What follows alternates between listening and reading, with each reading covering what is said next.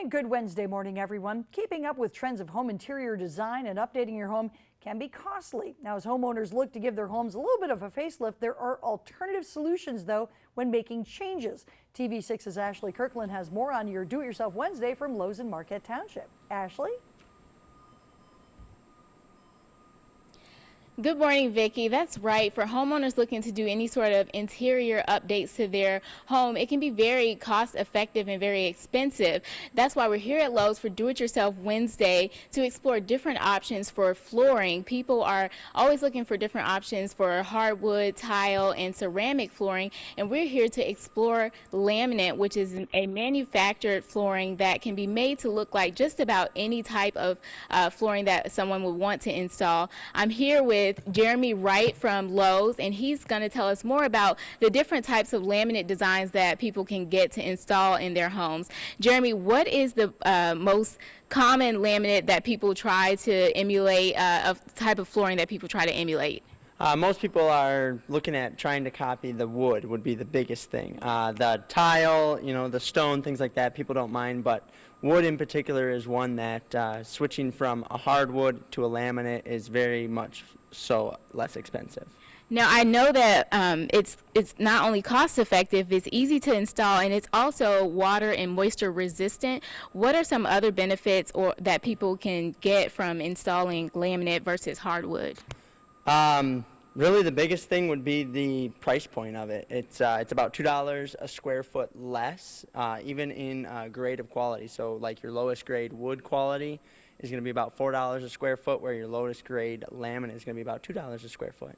Well, that's a big difference, and you have some different designs here. What are the three that we're looking at? And you also have a different between the wood and the laminate, and I want to see if viewers can tell which one is actually the wood and what's the laminate here. So what do we have laid out on the table? So off on the right-hand side here, we have a tile-looking laminate. In the center, we just have a natural wood-looking, and on the left, we have a stone-looking one. So when you put all these pieces together, it's hard to tell until you actually touch the product.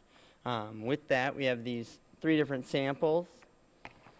And you can see there's actually, on the right side is a lower quality laminate, and this would be your middle to higher grade, and there's a thickness difference that you might be able to see. And then on the left side is your wood.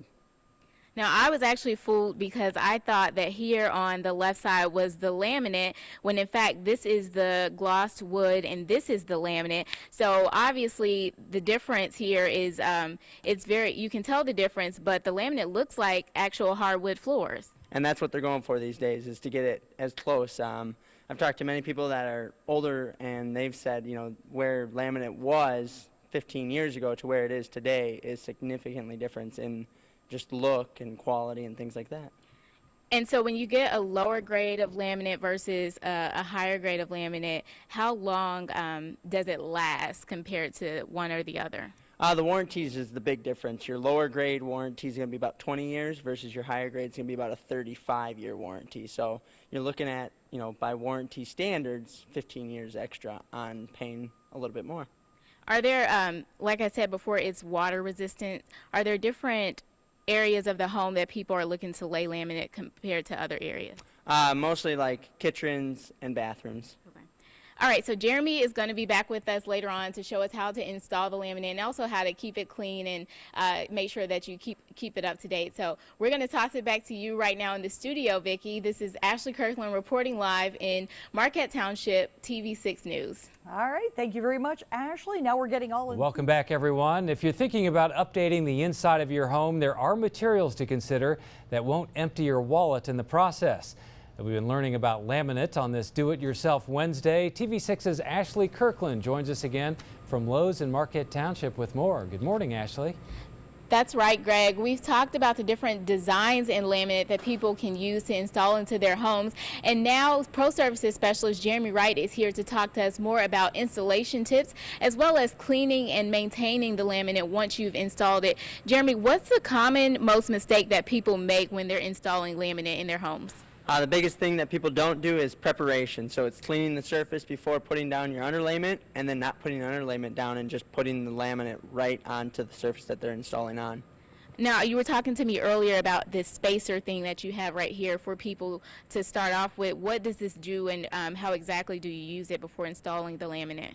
It's used to keep it off the wall because your laminate shouldn't be going all the way against the wall. And all you do is you slide it against the wall and then push the laminate all the way to it. And then what's going to happen is that gap that this creates, your trim's going to cover. So it's not a big deal that the gap is there.